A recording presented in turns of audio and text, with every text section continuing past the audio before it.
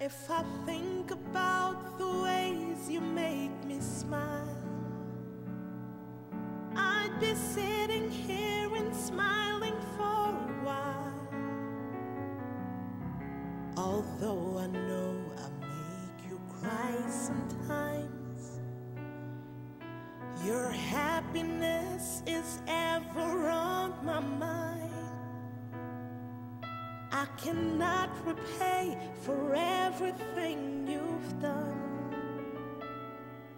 but my love for you burns brighter than the sun. No matter where my feet and mind may go, my heart will lead to you and you alone. Guyana,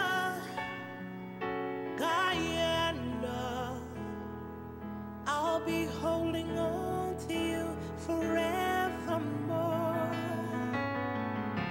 Guyana.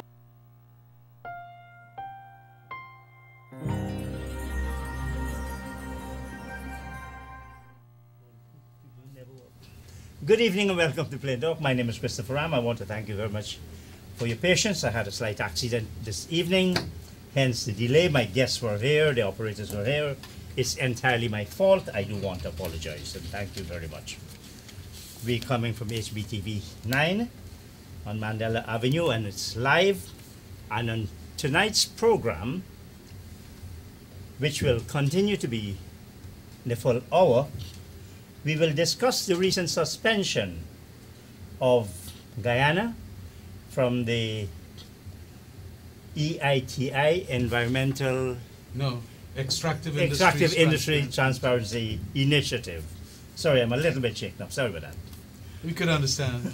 So, and my guests are Mr. Kemraj Ramjatan to my immediate left, no stranger to Plain Talk, no stranger to Guyanese, former leading member of the PPP, then a leading member of the APNU AFC coalition government, now a member of parliament and leader of the AFC, and on his left, Dr. Anand Gulsaran, former Auditor General of Guyana, regular columnist, Accountancy Watch in the Sabbath News.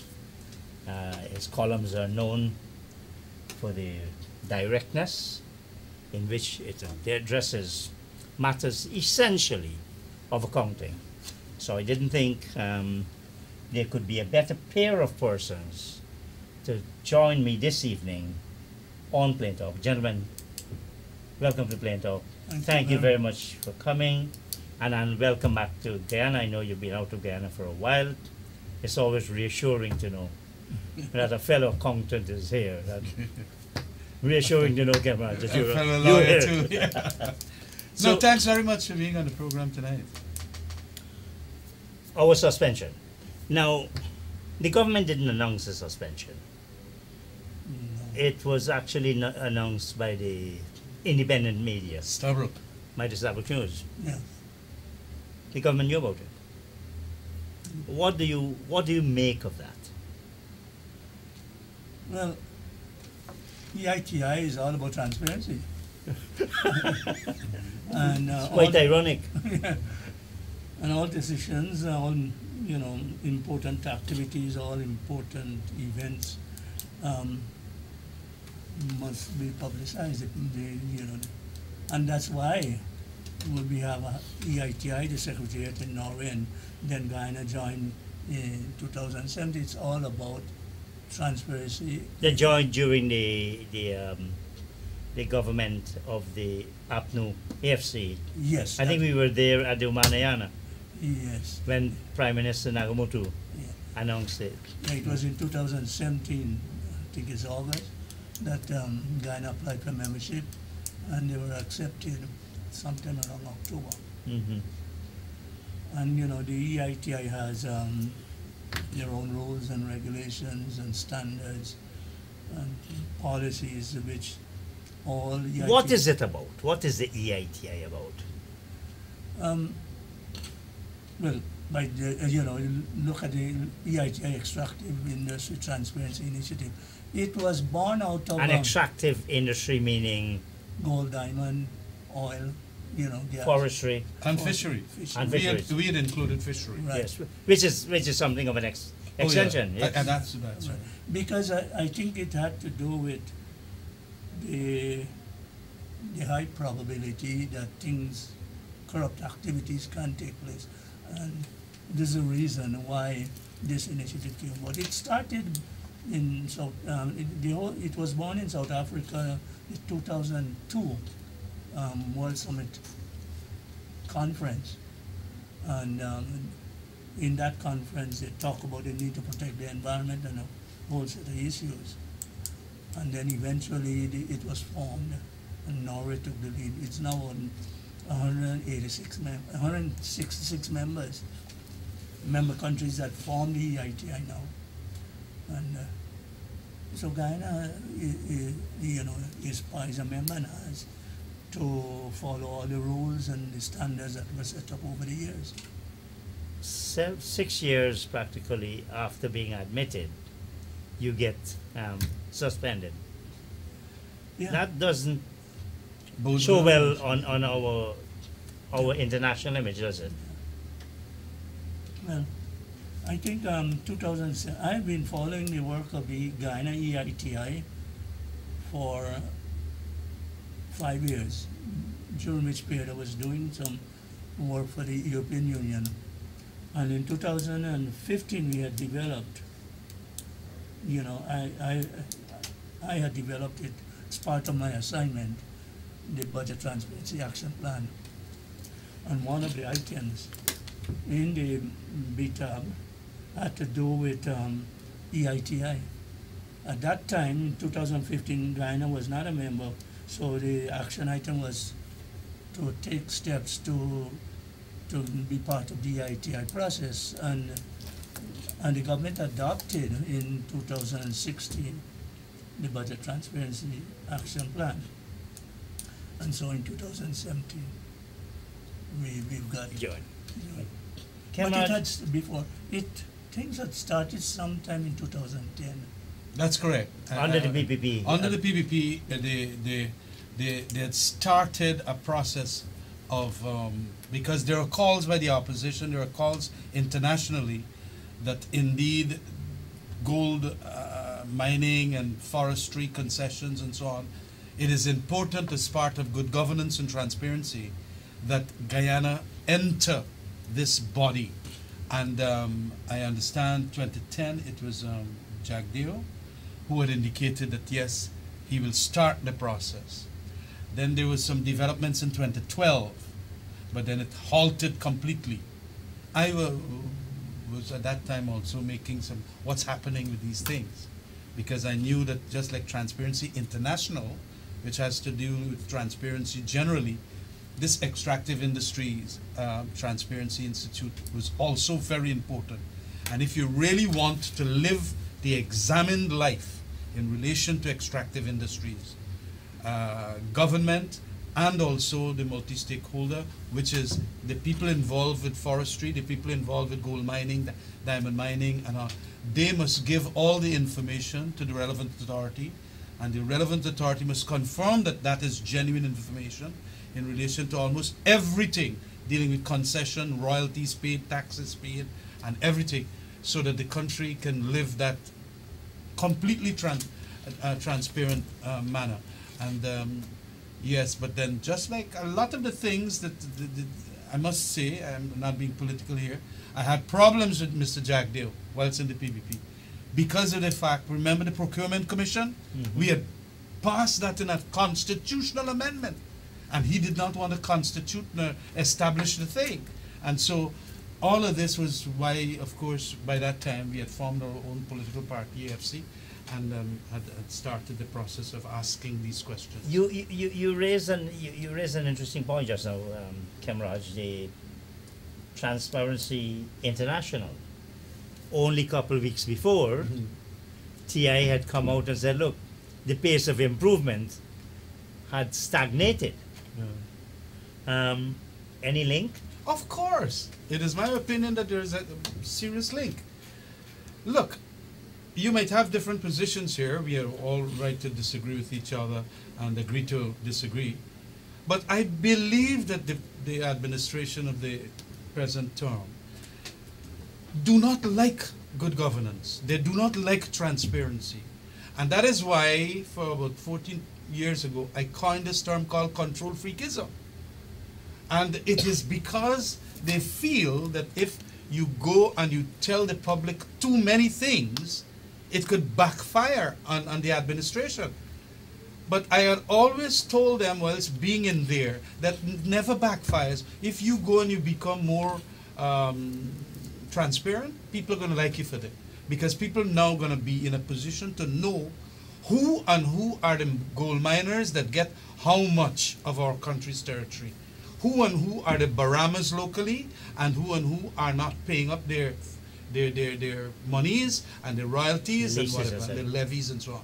And so we can know. It is very good to have that kind of thing, because a lot of people show off their lifestyles, gold miners and so on, and they don't pay the royalties, they don't pay the taxes and things like that. So are we gonna know? And that is what it is all about. And you get a better democracy ultimately when you have leaders in the sectors plus the government wanting to be transparent. You know, and we raised the Transparency International Corruption Perception Index, and we're putting these things together.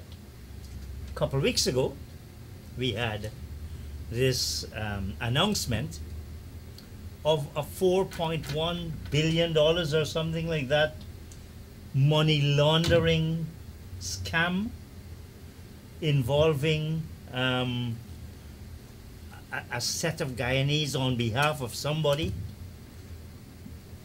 from China or some bodies from China.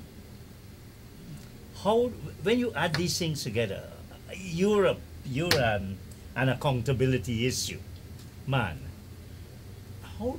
How do these things add up, and are they all related? Well, they must be related in the sense that, you know, it doesn't reflect well on good governance practices, doesn't look well in terms of transparency.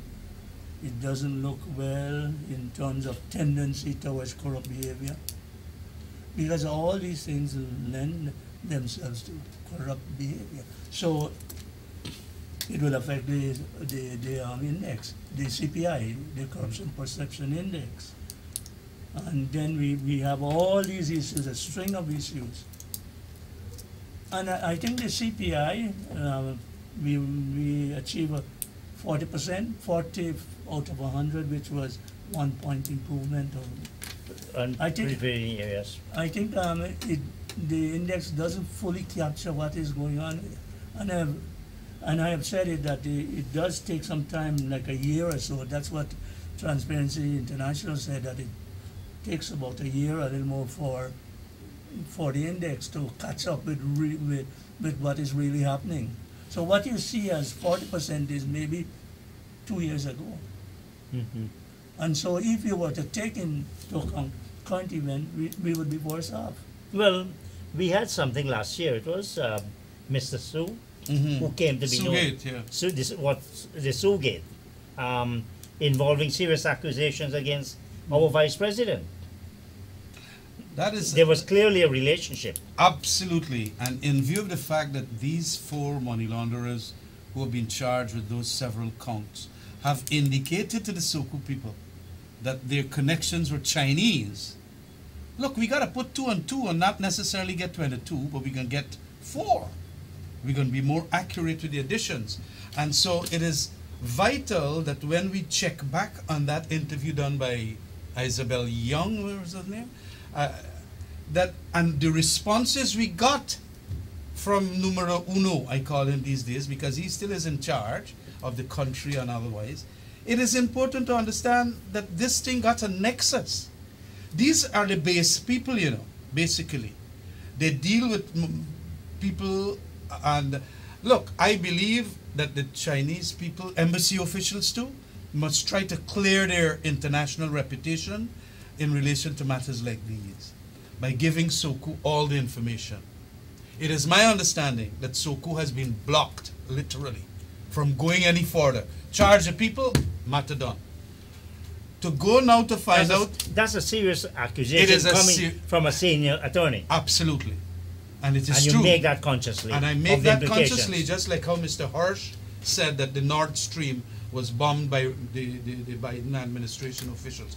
There is evidence that I have, literally, that indeed they want not to go further. You know what the further will mean? It will vindicate the answers that Isabel Young got from some of the Chinese people she interviewed in that interview. And that is the trouble. So don't expect you can get any further with this matter. I know that you have asked and you have come out with some recommendations in the Starbuck News as to where it should now go or where it ought to have gone a long time. A long time ago. Yeah. We probably have blown the whole thing. Exactly. And, yes, go on. This raises an important issue about the operations of SOCU. To what extent it is functioning in a professional, independent way. That's right. I'm inclined to believe that SOCU is taking political directives, and is not seen to be operating Professional. as an agency of the state, but protecting the interests of You realize making a statement like that can actually compromise investigations, however. Somebody going to say, well, look, no less than the former Accountant General, Auditor General. But it is necessary to state it, We have to make these statements. I mean, you would want to believe that there are professionals within SOCU who are going to want to do their work. I know of that. I have seen that, being Public Security Minister. And you allow them to do their work, and wheresoever the course takes them and the destination, so be it. But this one here, because it has certain connections with big players inside of the political organization. You remember also this national risk assessment? Yes. Yeah, that That's the anti-money laundering issue. right. Yes. That was a damning report, in terms of the operation of SOCU. That's right. So I don't know. My own feeling is that it is not functioning the way it ought to. Starbuck News editorialized on this matter, and it said, which confirms what you were saying, Anand, that look, SOCU was playing a little bit of politics by saying, oh, from August 2020. Now, what is August 2020? They're coming into administration of the PPP Civic. That sounds like a tainted political statement. Yeah, well, look, I believe that the professionalism should shine out. And it can only be done by certain leading members of the police force saying, hold on, allow these people to function. And you have a leadership in central government also saying, please, we're going to stay away from this thing. I am not getting that from the administration. And I could understand why, because of course we had so many matters being delivered on to the public via Isabel Young and others, and the report that Anand just mentioned and so on. And so it is a serious matter. The governance, financial governance of this country. Banks also. Banks who have a duty to talk about suspicious transactions might very well too feel that all that is going on now, they might not want to talk about suspicious transactions in a very transparent way. But the law does require them, though. Of course, the law does require them. You had, or your party, you're getting back to the EITI, your party was not very hopeful about EITI becoming. Oh yes. So that was almost a prophetic a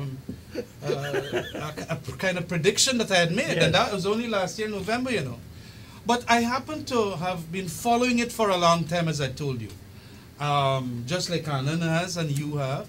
And I had come to the realization after having a discussion with some of my players. And you know, sometimes when you're a political leader, you got to make statements every now and often that is going to bring the issue back on the table. Draw people. Yeah, you got to do something that is going to, stir the moment, as it were. And I decided to do that on November, I think it was mid-November last year, and predict that we are going to get suspended or expelled or something like that. Well, And we're just indeed- suspended for the moment. Well, we got suspended here. And if they don't get this thing, and I was very critical of who they took, because they were maliciously stating that Jadupat was a member of the AFC. Jadupat never was a member of the AFC, and that is why they knocked him off. At least that is what the two Barretts said, both Vikram and Jagdeo. They indicated that the man is an AFC man. There is nothing about that. The man is a true professional economist, and he did a wonderful job. In any case, is being an AFC person a disqualification for any position in this country? But you replace an AFC person with With a a people. premier. And one who is not on principles of meritocracy could fill it. Well, that is what is written, because we now understand from Mr. McCormack that the man was missing for 5 months.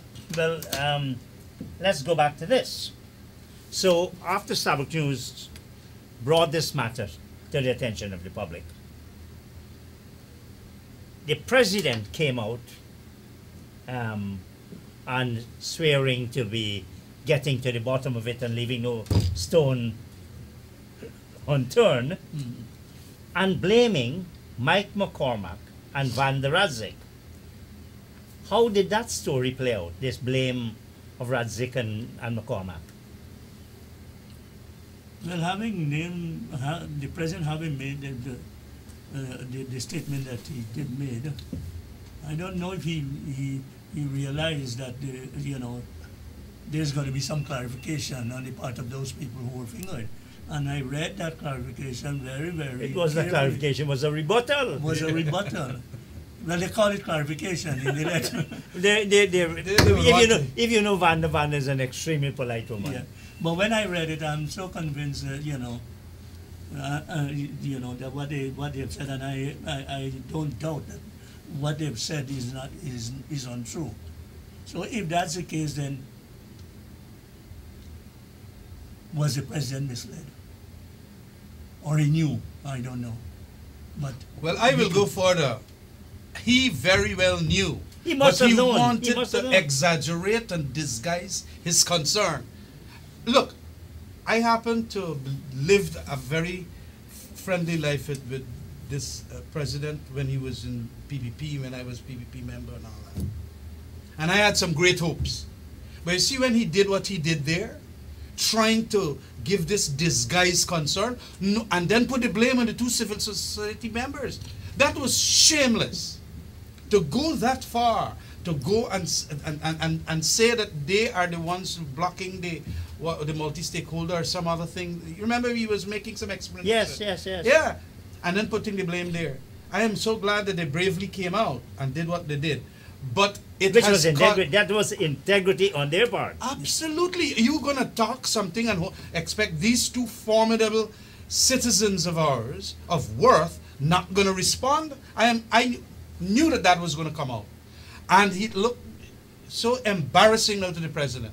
Because it, in a sense, well, I don't want to use the word lie, but that he was misrepresenting. Obviously. What was the true nature of it? And then we learned too that the man that he replaced Jadupat with was on a frolic of his own. Which we will come to in a minute. Yeah. And now, if the president was in fact misled, and then there is this open letter to the president, should the president not have reacted to it and said, look, Of course. my statement was inaccurate. I thank these civil society members for their clarification. I am properly guided, and I will deal with it. Isn't that the response? Now Yes. you're a civil society member. yeah. All of us should be concerned. Yeah. Well, I would hope that the president will issue a statement, whatever he wants to say, but If he doesn't do that, then the statement from those two civil society officials will stand against what. And he stands condemned. Yes. So he needs to come out somehow. Do you see this as targeting civil society? Oh yes. No, I want Anand because he's a civil. You're a politician. You stay out of this. Well, no. As a politician, I understand that too. So it will be tainted somewhat because I'm a politician. Yeah. But I'm telling you, that is one of the reasons for a long, long time why civil society has not developed in Guyana. It is because of this kind of governance approaches by especially the PPP over the years. They don't want the 22 member in that natural resource fund. Yes. They don't want the public procurement commission. They didn't want how long they hesitate before they formed the integrity commission. Almost all the commissions, they took very lengthy periods of time before they could constitute, and you had to bang it in their heads. They don't like good governance. They don't like that at all. So it is my view, wheresoever they will have even the least opportunity to clip its wings, civil society wings will be clipped by this administration. Well, we hope not. Anand himself writes every week. Yeah. But there are far, far too many people. Now, I have not seen, and I stand accused as well, anybody come out and congratulate Mike McCormack and Van der Razik for their stand. Well, in a way, And to we call, were doing that. well, yeah, but you not civil society. Okay. No, and I think the president ought to apologize to these two people. Yeah, and try to understand where the real blame is. Well, That's right. now we come to this.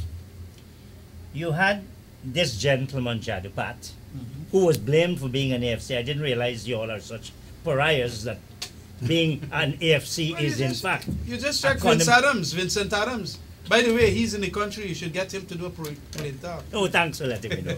Yes. Well, I am accused of as Oh yes. I'm accused. In fact, was- there is a group in New York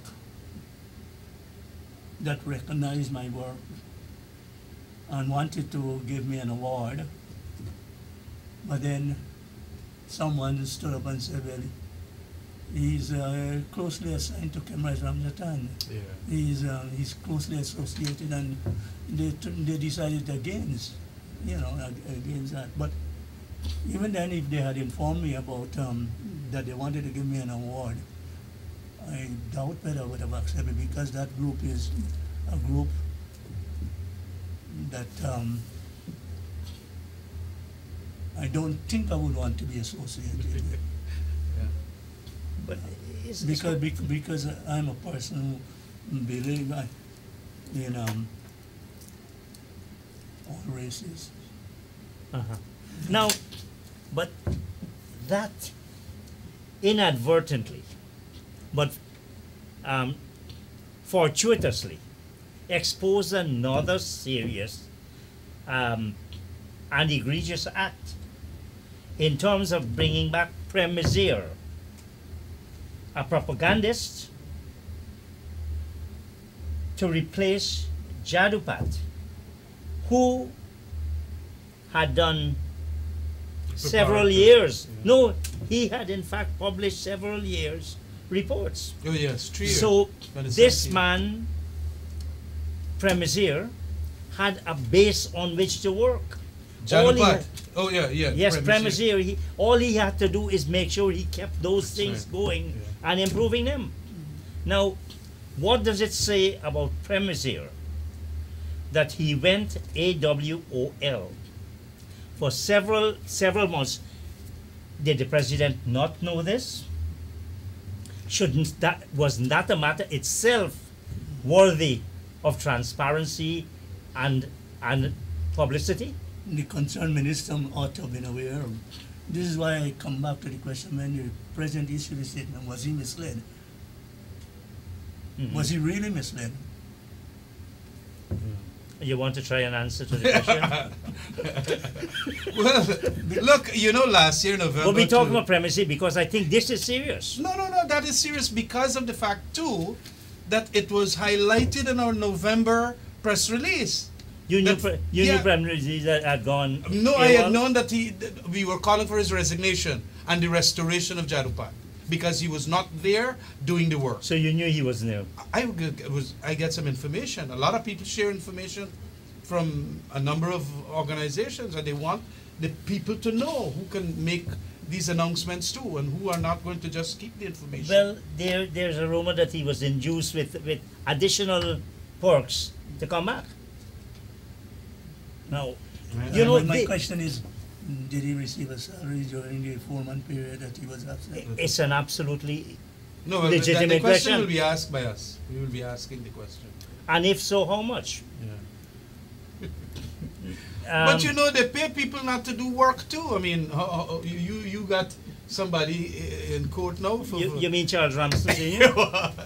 We had stopped paying him and so on, and I carried to court. What work he does?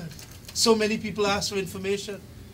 That is the quality of people that they put there so that they could block information getting out to the members of the public. It is a serious, serious problem. They are control freaks.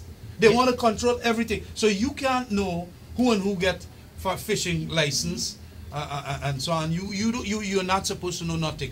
You are not supposed to know from the Commissioner of Information, a position that we had done a draft legislation and then they come and they pass. Remember? Yes. That Raphael Chapman had arranged that. We get views down at Our Life, you remember? Yeah. And then you remember that meeting? Yeah, We got views down. A feral blast. yeah. Trinidad and Jamaica, they don't have a commissioner. They have a Freedom of Information Act, Yeah. but they don't have a commissioner.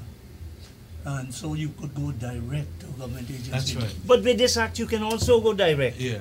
No, it's kind of it's No, but it goes through the commissioner. the commissioner. Yes. But he does nothing to. I am not aware. Are you aware of any person who has been facilitated? I have a complaint. I have a request for information to Minister Vikram Baran. It's been months and months. The Commission of Information knows that. I wrote him. He said, "No, you write direct." So I did what he said. Yeah. That is all. You have an issue. Jonathan Yearwood has an issue. Others have had. What has this person done? Now, information and transparency, cameras, as far as I know, are fundamental to democracy. Absolutely. It's one of the most important pillar of democracy. Because if you Freedom don't of have information, freedom of the press, freedom of the talk freedom, to, yes, to yeah. speak. It's your conscience and all of that.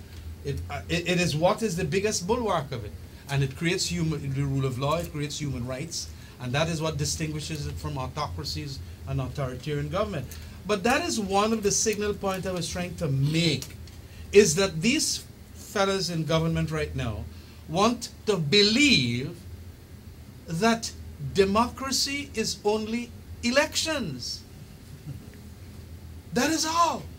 And that you have nowhere where the what you call the controls of government, institutional controls, must operate functionally. No, they must not operate at all. And when you get, like the GAY, EITI, two solid persons there, probably worth the thing in gold, that institution, because of these two people, because the rest could easily dabble about and don't want to talk and so on. That is what makes the democracy develop. If you start stifling all of them, you are going to have a very stunted democracy, and then it will become an autocracy. Where are we on that poll? Stunted democracy or autocracy? Well, I think we are in a stunted democracy heading towards autocracy. I read a beautiful piece by Arundhati Roy, who's talking about Narendra Modi is the same problem. That's the piece in the Guardian recently. Yes. Right. That was brilliant. Yeah. That was brilliant. And I didn't even know that all of this is happening in India, But the more you read, the more you get to learn. And indeed, I know these fellas like India bad, I don't know if they're taking some of these things that the VP is in India now. The VP is in India. You can get a president going in India, and probably they're taking a cue because you wanted to know that, okay, they said they're out from their Marxism, Leninism. They don't read them books no more. But for do this kind of stunted democracy thing, where are they doing it? It got to be Erdogan and them fellas that they're talking about with stunted democracy. What you mean call Hungary and those places? Hungary and so on. And they put Narendra Modi in there. I got to do some more reading to find out if indeed it's true. But the trouble is, these are the institutions that they're mashing up right now in Guyana. The way they're not asking for you to have your Chief Justice and things like that. Okay, we were there. Indeed, for the 5 years, we didn't do it. But they said they're going to do it. They were there also for 7 years before, and they didn't do it. What's happening? And so all of these institutions could be, nipped in the bud from growing, and we can have a democracy that is worse than we ever had any time in the country's history. You also mentioned the absence of a petroleum commission. The petroleum commission is really a one-man show. That's the vice president. The minister. You mean in place of the petroleum commission? Yes, We yes. don't have a commission yet. No, we don't. We don't. That's what I meant. Yeah. Yeah. Now, that itself is a denial of an EITI principle. That's right. Because look, and I'm going to write about this next week, this business about Exxon campus, the head office. Mhm. Now, there is nothing in the agreement that allows that to have as a recoverable cost. Yet Routledge came out and said, hold on, Camerage, listen to this, that y'all agreed and that the PPP agreed. Apparently y'all and the PPP are on the same plane when it comes to oil and gas. Now, there's another point I'm going to raise in the media. Do you know an external company, that's a branch of a company incorporated, cannot hold an interest in land which Exxon has without a license from the president? Which president gave Exxon that license? Was it Granger or was it Irfan Ali? Well, you got me there. I don't know all You the know that? details. That's The president, I know. that's And in there. That's in the which company's land are act. you talking about? The Oka? Yes, and Okay. Was it I should- state I land? should, Is it state land? well, it's National we got some people who just trade in land. OAI, Ogle Airport Inc. Was given the lease for the development Of an airport. of airport and airport facilities, and they've leased 10 acres Yeah. To Exxon. to Exxon. Now that is, unless Granger or Irfan Ali has granted them that permission, then that is unlawful. It's a violation of the Companies Act. Okay. But I want to raise another point, and I know I shouldn't be talking this much. Yeah, you talk. Go ahead. You know the thing very well too. And You know, in the petroleum agreement, Annex C, it's called, the accounting recoverable costs. Right. Costs recoverable without even reference to the minister, costs that may be referenced with the minister, costs that can be, and some things that you can discuss with the minister. It's not on any, the only one it could have been with the approval of the minister, because it's not automatically allowed. It's not disallowed. It's not, it's a strange one that B is allowed with the approval of the minister, and then they go on that, where they said, if none of the above, then anything else as may be approved by the minister.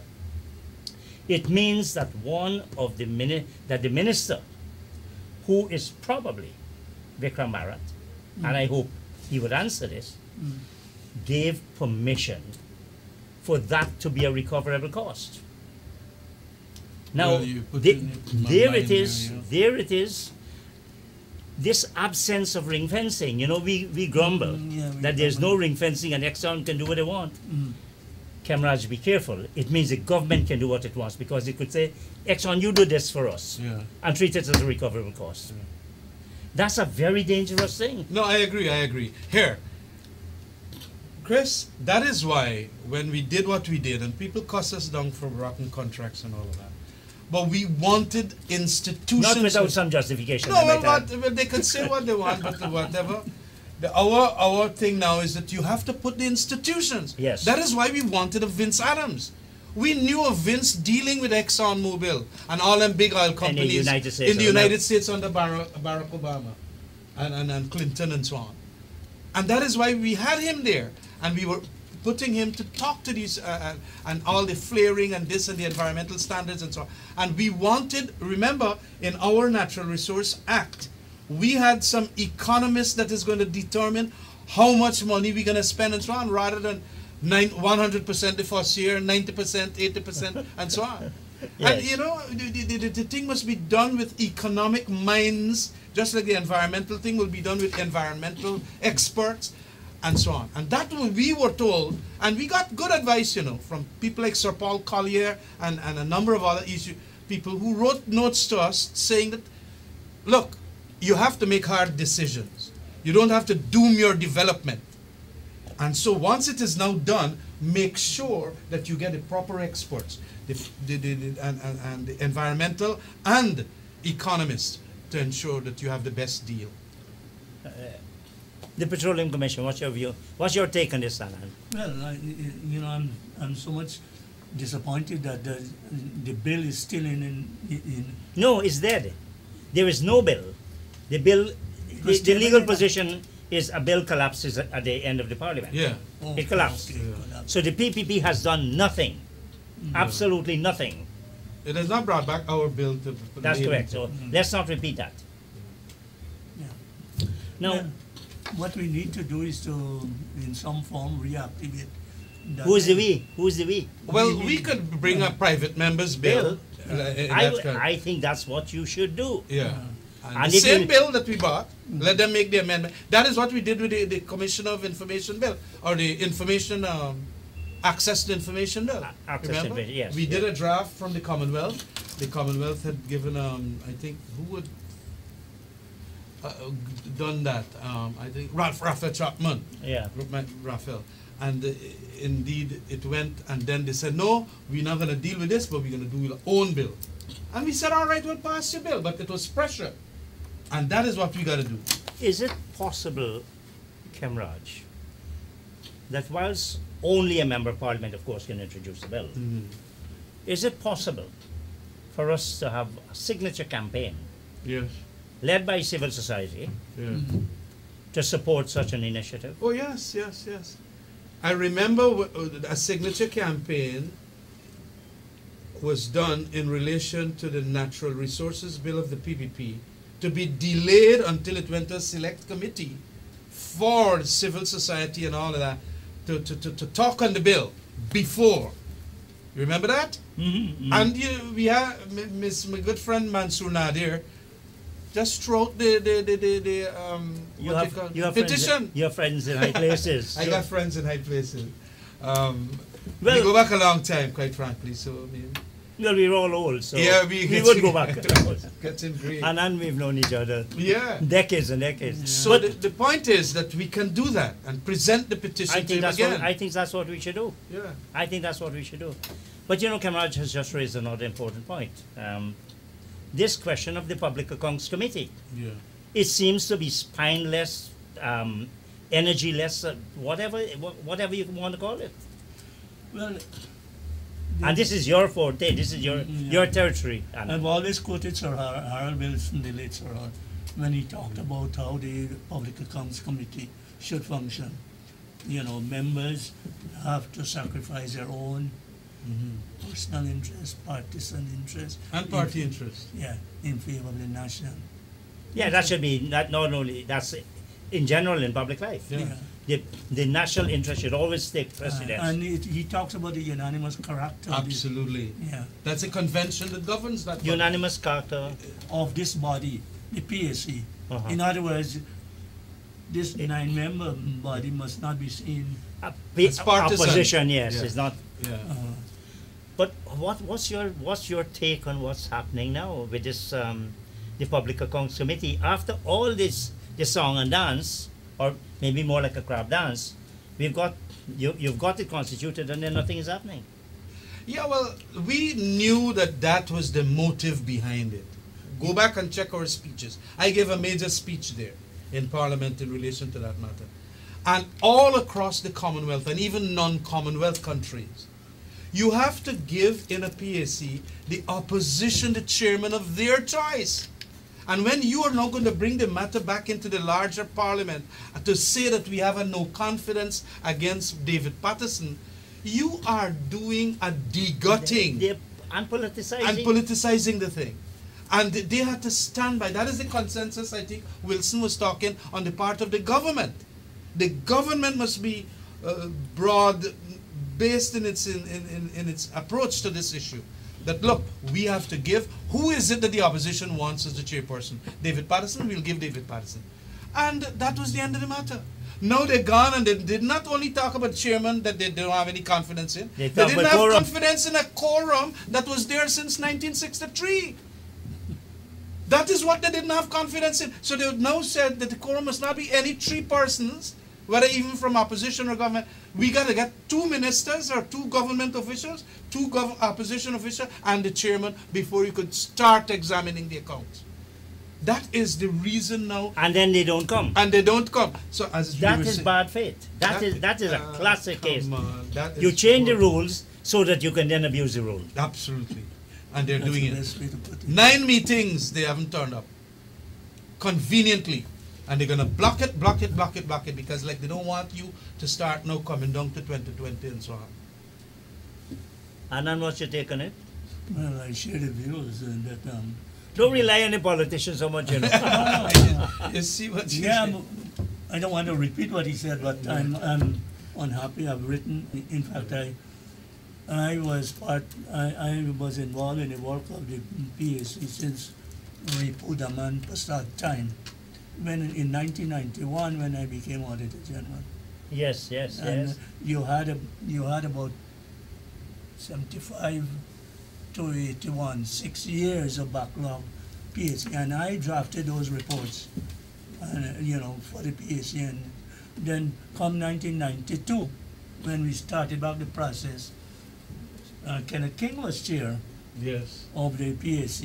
He put me on trial for producing a report and so on, but after then he resigned, and then you had Winston Murray, one of the greatest you got. That's right. Right. That's right. Greatest parliamentarians of contemporary politics. Right. He did a fantastic job, and then things slipped after then. Well, But we had 2 Englishmen that came to deal with these issues. What's his name? They were 2 to talk about standing orders. And remember the reports of the 2. It has now slipped me. But in that very important period in 1999 to 2002, when we had so much constitutional reform, we also had standing orders reform. Yes. And the standing orders reform stated the rationale behind PACs and why it should be treated and given even more resources to do its work. So I would say during the period 92 to maybe 2000, Yeah. the PSC was functioning well, except for the period with the first year with Kenneth King, when he tried to put me on trial. But there was no attempt during that period to politicize the war. you had some issues with Desmond Hoyt as well, did you? No. Desmond Hoyt supported everything I did. Or with Greenwich, did you have any? We had issues with Yes. And I think Hoyt supported you. Yeah, Hoyt said that. Now, the work of the Public Accounts Committee, correct me if I'm wrong, includes a report, and the government ought to have to answer by way of a Treasury memorandum. Yes. When last we heard of such? When last have we had something like that? Well, it would have been 2015. The last report of the PSC is 2015. No, did we have a Treasury memorandum? Yes, Most likely. Yeah, we had a treasury. Within 90 days. But what will, if you have, in 2018 you produce a report for 2015. That's 3 years late, Uh-huh. 4 years late. What will the Treasury The memorandum- Treasury recommendations. Because the Treasury memorandum would set out what the government has done or proposed to do in relation to the findings and recommendations. It's like how management responds to a management letter by an auditor. Yeah. You found this is how we're going to correct it. Yes. And this is our commitment. But it loses its potency when it is delayed for that long. Well, but as we wind down, it loses its potency in a technical sense. But if it's part of a broader thing to frustrate democracy, to frustrate integrity, Financial to frustrate, integrity. and more, Yeah. and to frustrate accountability, then it's more sinister than just a memorandum, isn't it? Yeah. I agree with you totally. I mean, this is one night and I'm finding tremendous agreement with you. I get worried. Yeah. My take is that the work of the PSC, for example, when I was at the UN, they have the equivalent body called ACBQ, which will examine the Board of Directors report. That body is waiting for the 30th of June to start. 30th of June was the deadline to submit the report of the Board of Auditors. And the very next day they would start examination. Whoa. The very next day they would start. That's part of the calendar. Yeah. You try having a calendar. You know, when you look at all of these things, you have to get worried. You have all these committees. Now, we know all the commissions, Yeah. they've only been belatedly appointed. And you some still- have not been. And some have not been. You still have the Chancellor. Yeah. Despite the Judicious. commitments, despite the commitments that we Yeah. made, we still have acting appointments. You have a bench of judges that wholly inadequate for not because of their competence, But the but numbers. because of the workload. Yeah. Do you worry about democracy in this country? I have and I've been writing about it in my press releases, the little times that I come on your program. This is my worry. It is the biggest worry that I have, because the PPP, even prior to 2015 when we got into government, I have been saying that about them. I think I thought that they were going to change after this 2020, but they have not. As a matter of fact, I think they've gotten worse because of so much oil monies now in the system. They want to duck all the information about oil monies, contracts, and who. I mean, look, what could be wrong if when you give Fisher Folk $250,000 to print their names as to all who got? What is wrong with if you give a double severance to the workers that we had terminated lawfully and had given monies to? Put it down there. If it is 4,000, 7,000, put it. They're saying it's 7,000 people in Naka. We had about 4,300 people in Naka. Put it down there. But they don't want to, because we understand now that some is not only other people getting the money, it is corruption that is in rampant state, you know. Well, I heard of some corruption with this $40,000 that really worries me. But I want to put this question to which $40,000? That if you work over to 10 days and you get a $40,000. Oh yes. There's serious. I don't know if you've heard about it. I know about it. It's taking place a lot in Region 6. Region 6, yeah. Which is your area I know. of influence. Yeah, you are very accurate about that. And a lot of people are indulging because they say mega for live. But you know, and there is no accountability. There might have been might have been a well-intentioned initiative, but it has now been bastardized and corrupted. I want to raise one other point. All these parliamentary subcommittees, what happened with them? Economic subcommittee, natural resource subcommittee, what happened with them? Well, that is another problem you're finding in the committee at Parliament too. The chairperson for them wants a government minister. Meetings are not being convened. Look, I got a huge problem with my pal Robeson Ben. When we were in government, the Public Security Oversight Committee had to call in what am I name? Silal Prasad, Courtney, the fire chief, and the CID man. the CID man. That was James? Yes, and they cross-examined them for days. Tick piles like this of Hansard as to what is the police doing in relation to trafficking in drugs, this, that, all the thing. You know, for the 2.5 years now, or 3 years, Mr. Ben has not constituted, had his first meeting. He's the chair, he convened the first meeting. But tell me something. You're a specialist. Can't these things be taken to court? I don't think so. I don't think that it could be taken to court. But then, so what? You can behave as well, that as is where recklessly. governance and accountability is part of the executive. They, in the parliament there, we have got to go and complain to the speaker, the head of the legislative branch. Then you might as well not complain. You might as well not complain. He's indicated that he's spoken to him, and hopefully he gets his act together. But all of these are being subverted. That's just one committee. That's one committee. What about the others? Yeah. Is he speaker? Does he know these things? Well, I'm absolutely certain, because we have been speaking of them in Parliament, all budgets, and almost any time any new arrangement comes that talks about good governance. But you know, Kamaraj, I don't believe democracy works by some speaker saying, "Oh, go and talk to the man." That's not how it works. No, democracy also has a self-imposed duty on the part of a minister.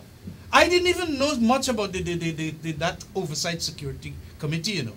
It's when you go and you read up the thing quickly, you know, and Gail Teixeira, because I asked Gail, why y'all didn't have it for 10 years before? She said, well, that y'all are in government now. I said, all right. And then I go and talk to the clerk, and the clerk said, yes, this thing was passed during the constitutional reform process time, and any policy or administration, because I know you generally have committees that deal with policy in there, but we could call up any commissioner, fire chief, or prison chief and ask them on matters of administration, why did you make this decision? Why did you not do this, and so on? And so it is important. That committee would be very effective to understand the crime situation in Guyana, the fires that are happening, and a lot of people cussing that the fire service is not operating professionally, and so on. But we can't get a meeting convened. It is blocking information. It is blocking transparency. That is what we have. So all over the stratosphere, in the political framework here that we have, transparency is being subverted. And if transparency is subverted, democracy is being subverted. And to you, as civil society activist and outstanding professional, what can civil society do in these circumstances? We have to band ourselves together and speak with a united voice. Civil society is too fragmented and out of fear. That's fair. Out of fear. Because civil society people will take an independent stand, and invariably any criticism of the government, you've got a serious, you're anti-government and you're being pushed in a corner. You know, you're like an outcast. You're labeled an outcast immediately. So, and this is the reason why we in civil society we have not been able to get our act together, because people are unwilling to come forward. Do you think, because we've all had a lot of hopes in President Irfan Ali, do you think a request by civil society to meet President Ali to discuss both our fears and our hopes? We can try it. We can try it. I could advise civil society, go and tell him to get rid of Bharat Jagdeo. That's the problem in this country. It has to be more than one Oh, person. no. It must be. Okay, but I am telling you, that's the bullseye on the target board. Because he is commander of everything. And he loves that.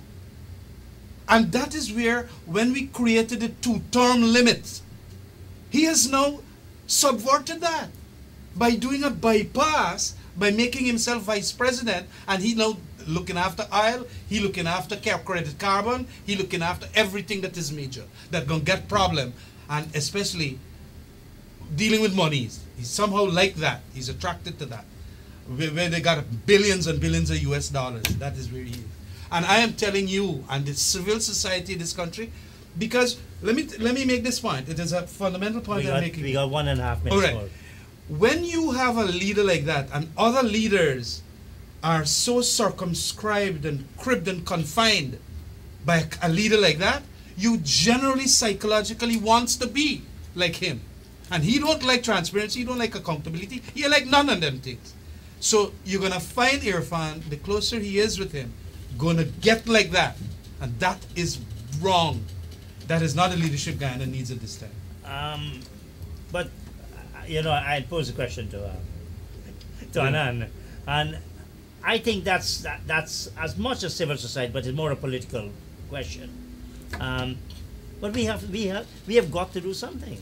I spoke in my class a couple days ago. It was yesterday, and I said, "How many of you would leave this country if you had a chance to?" I was surprised, probably shocked, at the number of people who said they would. And these are young people, young budding professionals. What they said that they would leave. Oh, Yes. With all this money, yeah. there's not a lot of hope, and that's And the that is what is also destructive of hopelessness. It's all about the politics of the situation. And, you know, this one Guyana, you know, thing, you know, it's quite the opposite is happening. Well, we have a national motto: one nation, one people, one destiny. And my thing is, instead of one Guyana, let us have 4 Guyana. Let people start talking about 4 Guyana, and then we stop thinking of party interests and who's supporting us and who don't support us. Gentlemen, it's now our end of our hour. I want to thank you so very much. Thank you for your patience, you yourself, operators and viewers. Thank you. Good night, and I will certainly see you next week. It really has been good to have 2 people. I haven't had 2 people on the program at one time. I think we must revert to that. And we haven't started the discussion. That's Yeah. correct. We nibbling around the crumbs here, but You it want to is. say good night? And thanks very much for being here. Here, I got a good friend, Vincent Adams, and he is a member of the executive, not unlike Janapat, and he is willing to come and talk to you Next week. viewers, we'll have Dr. Vincent Adams on Plain Talk next week. Anyway, they said you were watching.